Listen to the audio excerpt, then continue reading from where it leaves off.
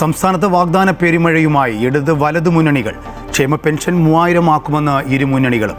60 തെരഞ്ഞെടുപ്പ് വാഗ്ദാനങ്ങളുമായി LDF പ്രകടന പത്രിക. 50% സ്ത്രീകൾക്കും കേരളത്തിൽ പഠിക്കുന്ന എല്ലാവർക്കും ജോലിയെന്നും LDF. ആചാര സംരക്ഷണത്തിന് പ്രത്യേക നിയമം കൊണ്ടുവരുമെന്നും ആശാവർക്കർമാരുടെ പ്രതിദിന വേതനം 700 രൂപ ആക്കുമെന്നും UDF.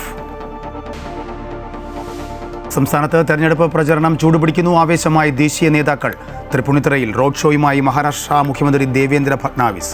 കൊല്ലത്തും തിരുവനന്തപുരത്തും പ്രചരണത്തിന് പ്രിയങ്ക ഗാന്ധി. പിണറായി മോദിയുടെ B ടീമെന്ന് പ്രിയങ്ക ഗാന്ധി.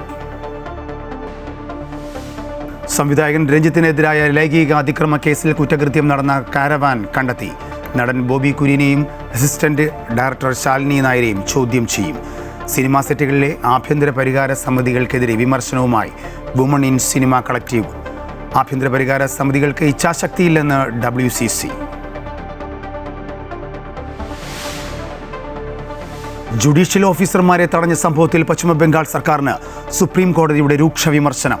ഞെട്ടിപ്പിക്കുന്ന സംഭവമെന്നും സംസ്ഥാന ഭരണകൂടത്തിന്റെ പൂർണ്ണ പരാജയമെന്നും ചീഫ് ജസ്റ്റിസ് അധ്യക്ഷനായ ബെഞ്ച്. സംഭവത്തിൽ ചീഫ് സെക്രട്ടറിയും DGPയും അടക്കമുള്ളവർ വിശദീകരണം നൽകണം. ഇറാനെതിരായ യുദ്ധത്തിൽ അമേരിക്ക ജയിച്ചുവെന്ന് പ്രസിഡന്റ് ഡൊണാൾഡ് ട്രംപ്. ഇറാന്റെ നേതൃനിര ഒന്നടങ്കം നശിച്ചുവെന്നും ആണവായുധം നിർമ്മിക്കാൻ ഇറാനെ അനുവദിക്കില്ല എന്നും പ്രസിഡന്റ്. ട്രംപിന്റെ അവകാശവാദങ്ങൾ തള്ളി ഇറാൻ. കരയുദ്ധത്തിന് തയ്യാറാകാൻ സൈന്യത്തോട് ഇറാൻ സൈനിക മേധാവിയുടെ നിർദ്ദേശം.